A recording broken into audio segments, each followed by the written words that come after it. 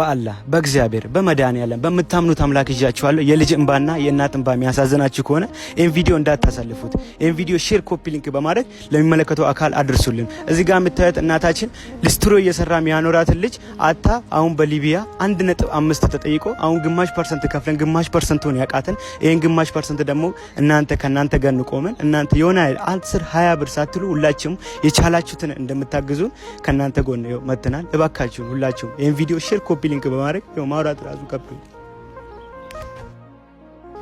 ያው ማተቆለሚጎ akkuma mucaan obboleessi keenya jedhe kana yaa waaqaafoo sin kaaya daa'imni koo liistiroo xarageena horata abbaa sin qabu waan na gargaarullee hin qabu isatu liistiroo xarageena horata yeroo ammaa kana keessatti hojii sii baasta jedhanii gara Finfinneetti fuudhanii gara Liibiyaatti fudhatanii siqaayii keessa jira.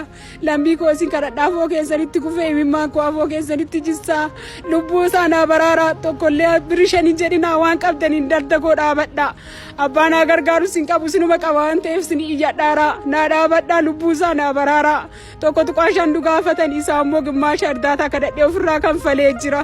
Amma waan hafeen waan biraa waan hin qabneef ani sin qabaa waan qabdaniin laladda dhaabadhaa yaa uummata koo adaraa isinirra kaadhaa min lubbuu daa'ima kiyyaa naa oolchaa. Akkuma dhageettanii faamilii mucaa kanatu haadha kana horataa mana kiraayii liistiroo hojjatee mana kiraayii kafalaa fi akkasitti isaan horataa ture.